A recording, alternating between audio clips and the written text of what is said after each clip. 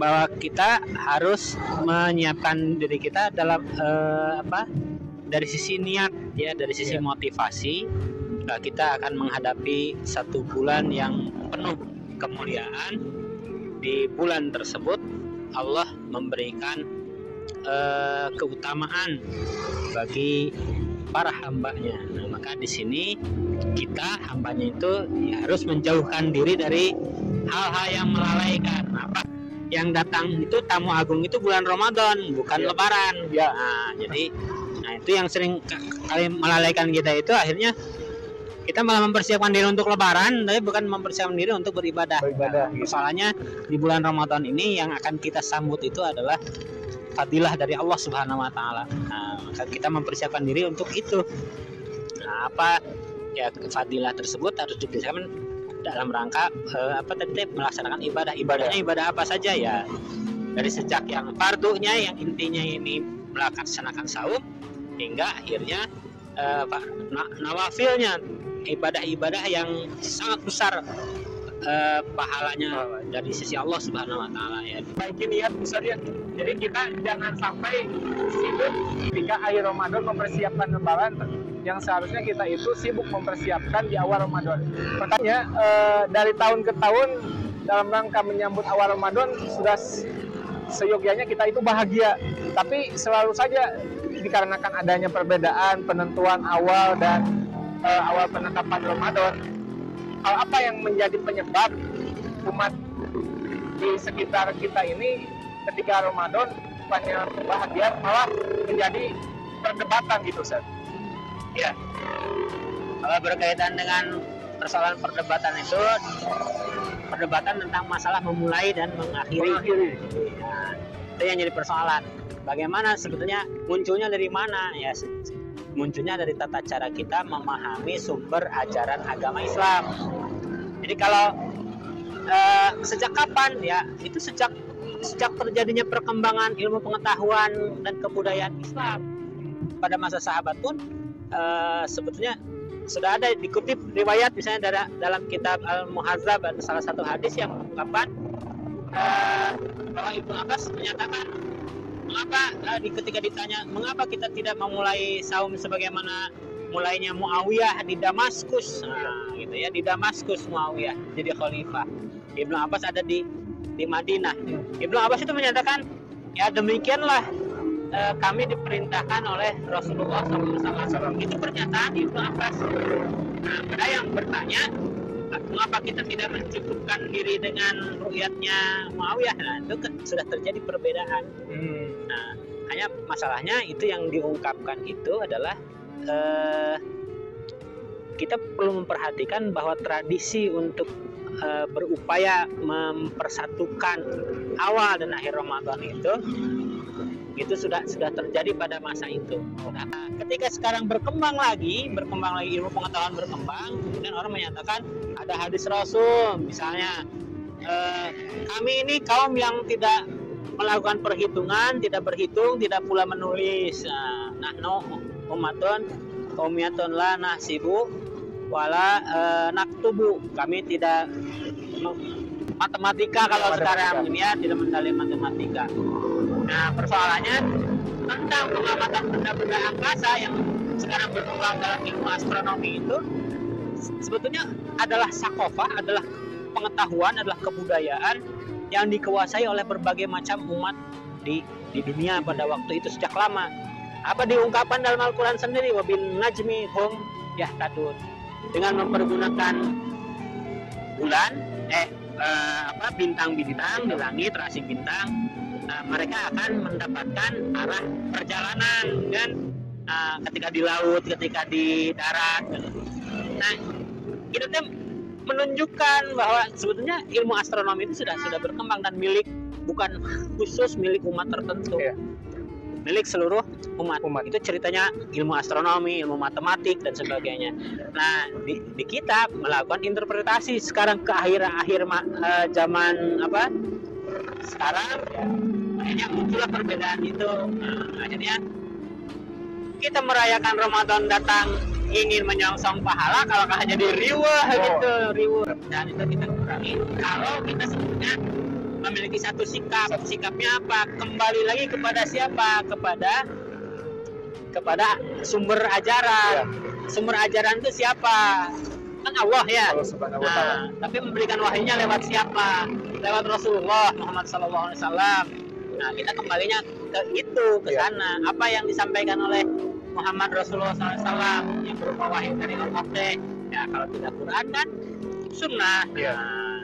Nah, kalau kita nyatakan doseta, saya maruyatna, tadi ngitung, ya pakai ilmu astronomi. Persoalannya itu bukan ro'a yaro, tapi nadoro yang guru.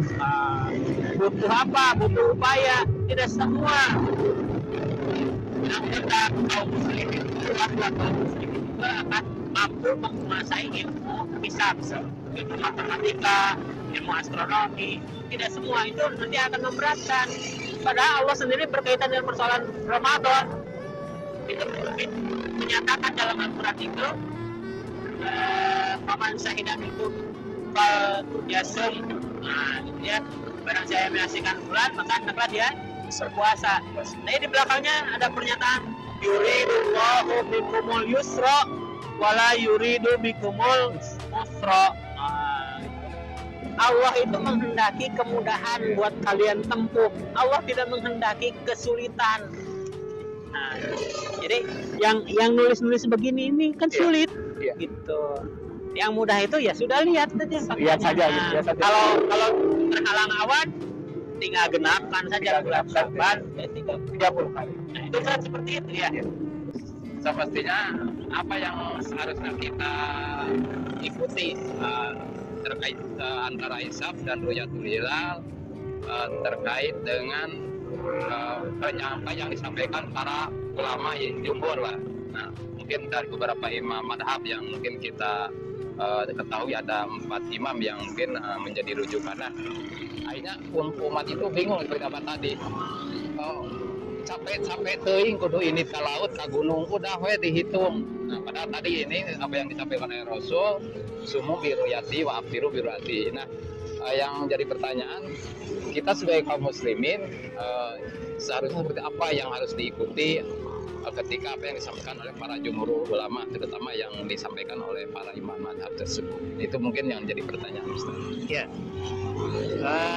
Kalau kita memperhatikan para imam mazhab misalnya, itu yang 3 imam mazhab itu secara eksplisit itu menyatakan tentang mengawali dan mengakhiri terus dan hilal.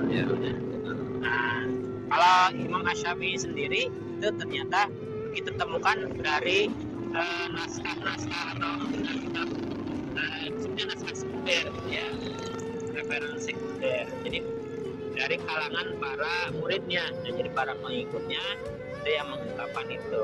Nah, sedangkan yang masyhur itu adalah berkaitan dengan persoalan jarak, masafatnya itu jarak titik pengamatan dengan titik pengamatan. Nah, itu yang tentu akan mempertimbangkan persoalan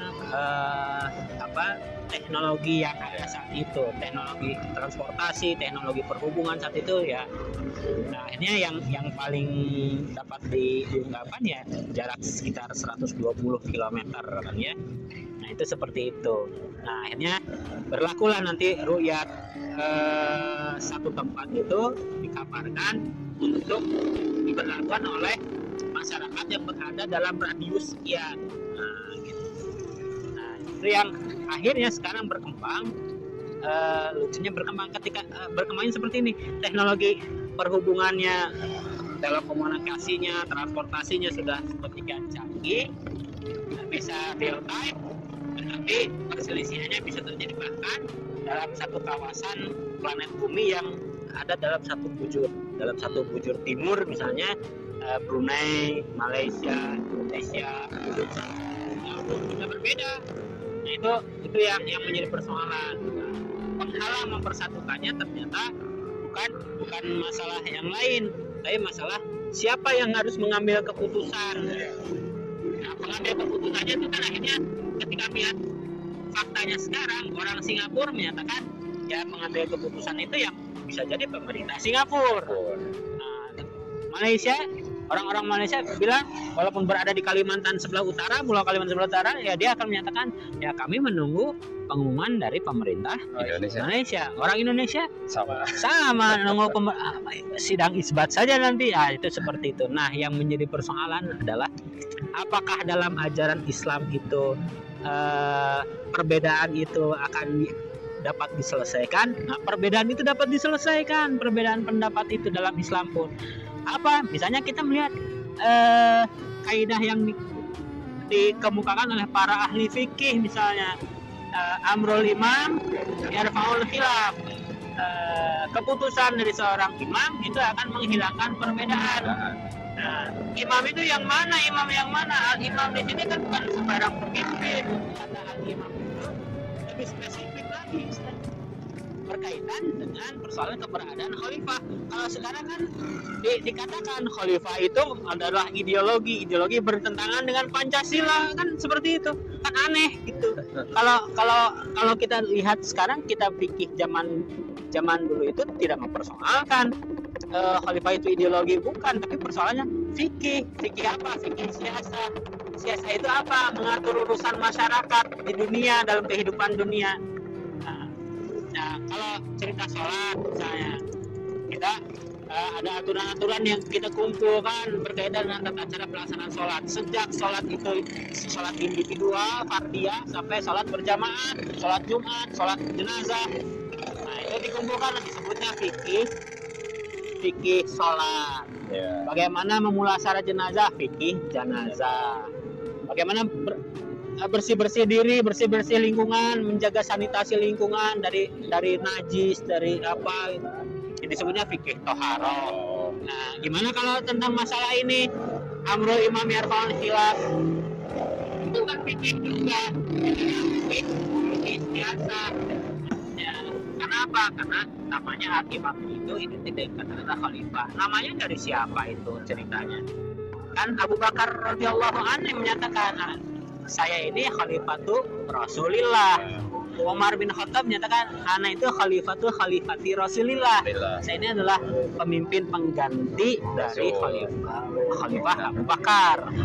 Tapi kan ada sahabat yang lain menyatakan, ana itu Amirul Mukminin. Ya, sebutannya saja khalifah, Amirul Mukminin, julukannya itu. Ya, julukannya saja sebutan untuk kepala negara itu.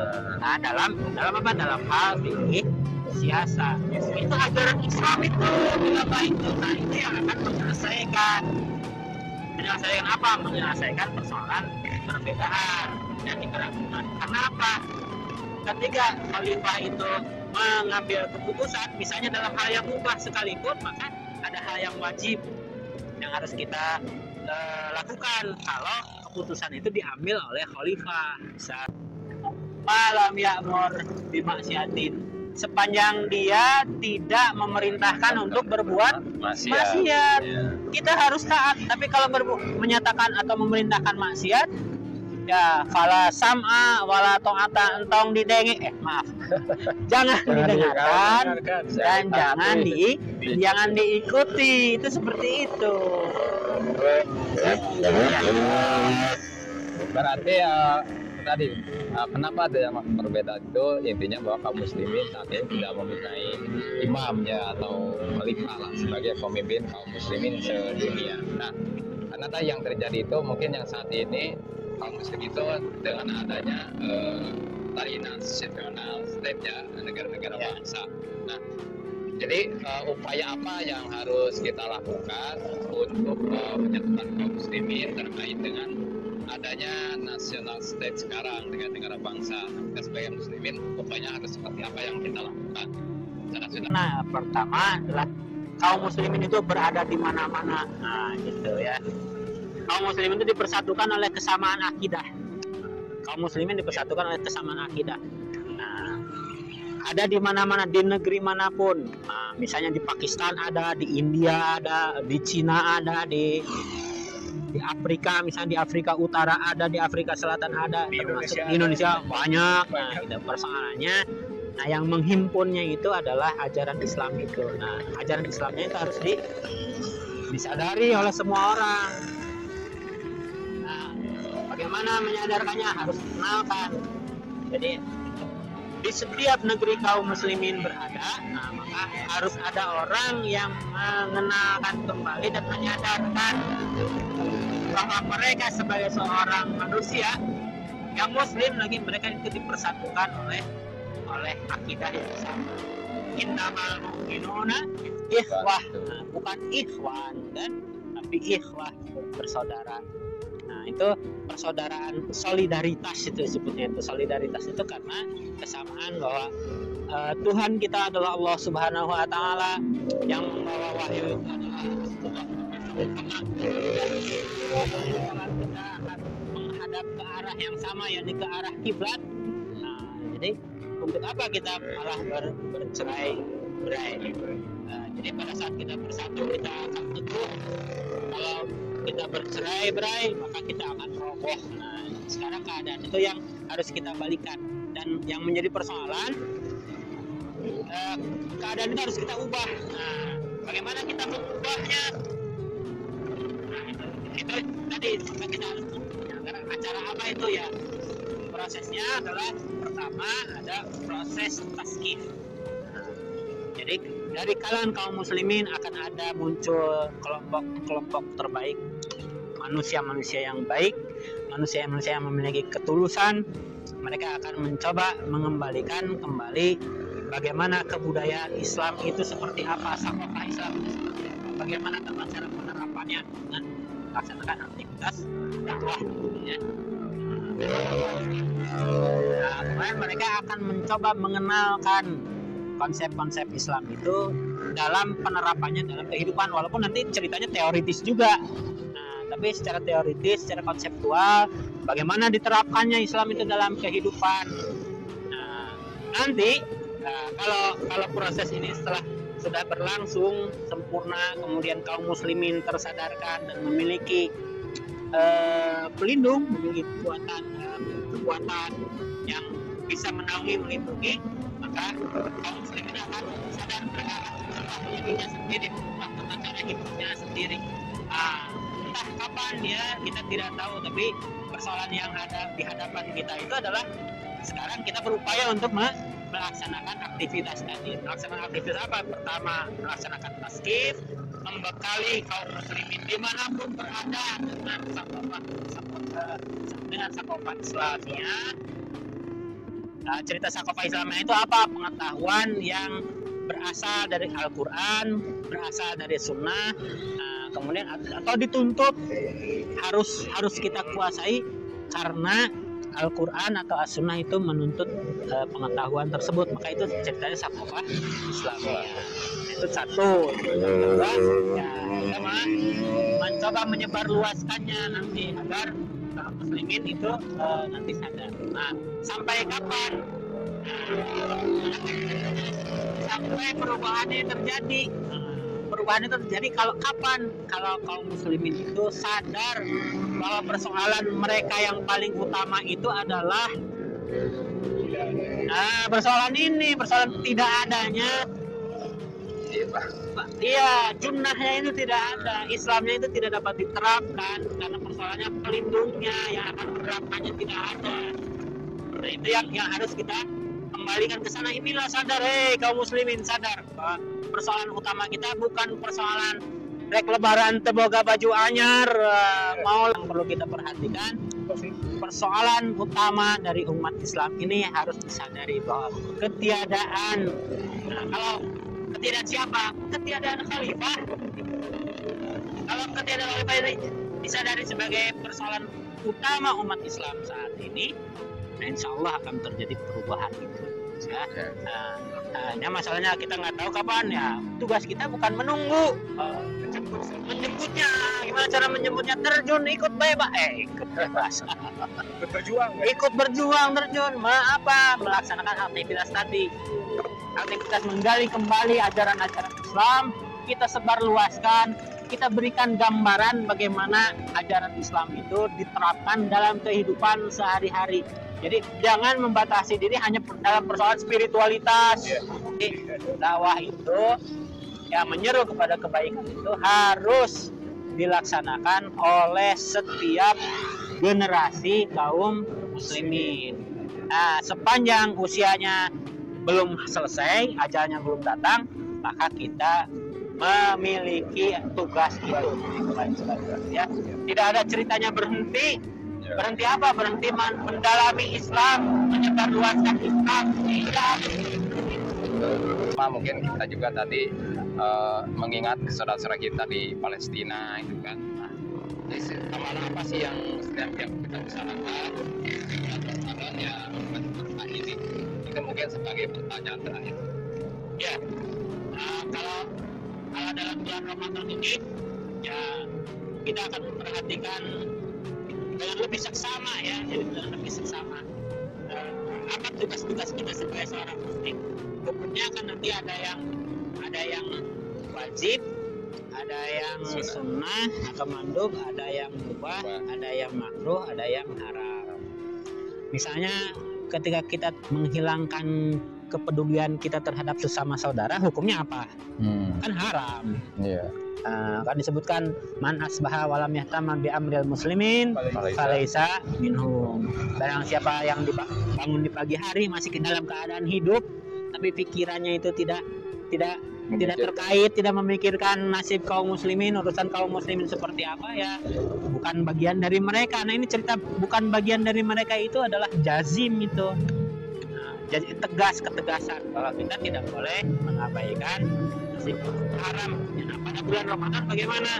Ya, kita harus meningkatkan kepedulian kita. Tapi wujud kita kepedulian itu seperti apa? Nah, persoalan di wilayah Palestina itu, ya persoalannya persoalan apa? Persoalan dapat diselesaikan dengan meniadakan keberadaan negara Zionis. Nah, bisanya dengan apa? Dengan jihad dong. Nah, apa menyerupai jihad? Kajian al-Qur'an bisa pilihlah berperang di jalan Allah. Siapa yang memiliki kewajiban? Itu kaum muslimin yang ada di sana dan yang berada di seputar wilayah tersebut, di seputar wilayah Palestina. Nah, tapi yang terlatih siapa?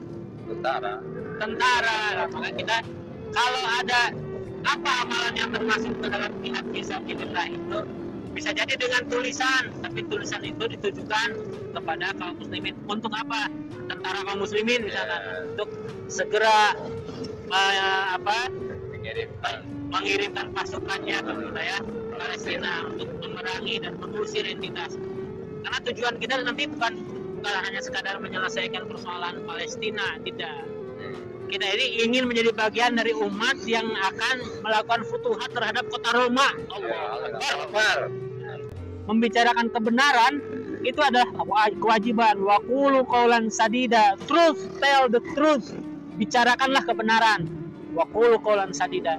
Nah, kalau ada sesuatu yang batil, kita bicarakan bahwa yang batil itu adalah batil. Nah, kemudian kita ajak, kaum muslimin, jangan terjerumus pada kebatilan. Pada bulan Ramadan pahalanya akan diberi kelipatan ganda, gitu ya, akan jadi berlipat ganda. Sayang sekali kalau kita lewatkan bulan Ramadan ini secara sia-sia.